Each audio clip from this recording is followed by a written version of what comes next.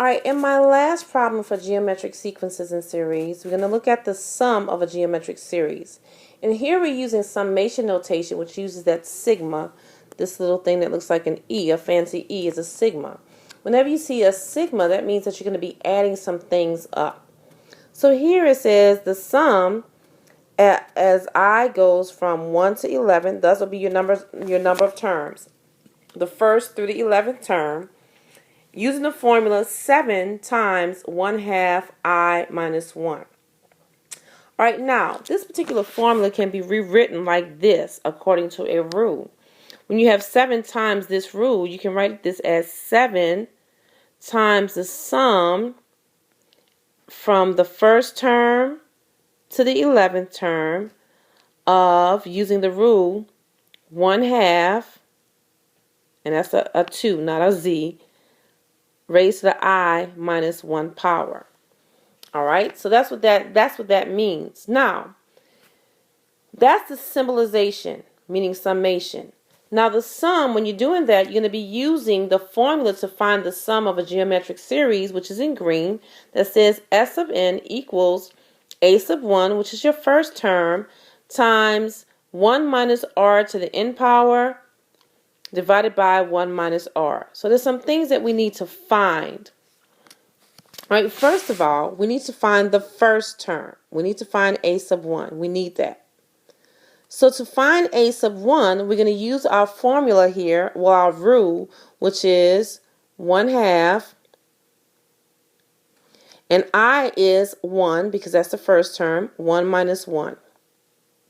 So 1 minus 1 is 0, so we have 1/2 raised to the 0 power. Anything raised to the power of 0 is 1. So our first term is going to be 1. Now, we also need our common ratio.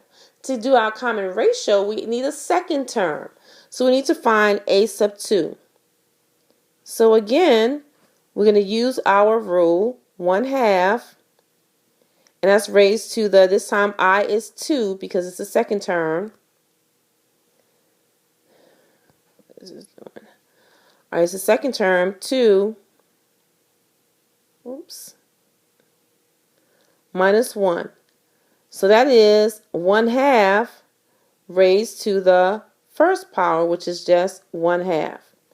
Now, I need my common ratio.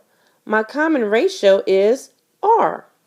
So, r would be my second term, which is 1/2, divided by my first term, which is 1.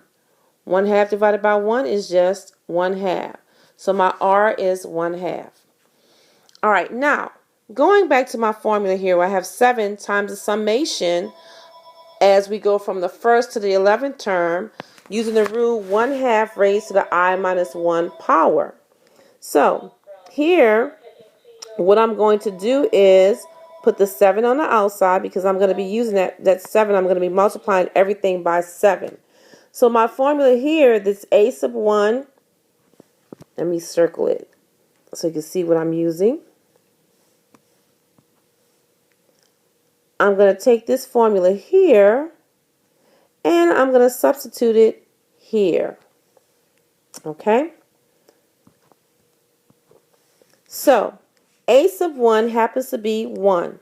So I plug in my 1. All right? Times 1 minus r, which is 1/2.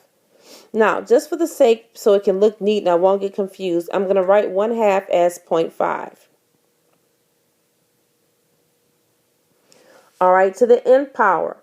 The n power refers to your 11th term, because I'm getting the sum of the first 11 terms. So n is going to be 11 divided by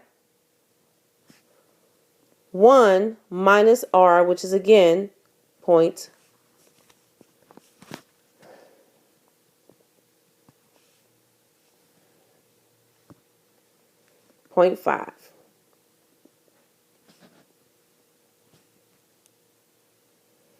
All right, now I'm going to put this into my calculator. And I'm going to leave it as a fraction. So here I have 7 times. All right. So 1 times anything is itself. So I'm going to do my numerator of my fraction first. So I have 1 minus 0.5 raised to the 11th power. All right, and that's equal to 0.9995 divided by 1 minus 0.5, which is just 0.5. All right, and so I'm going to do 7 times 0.995.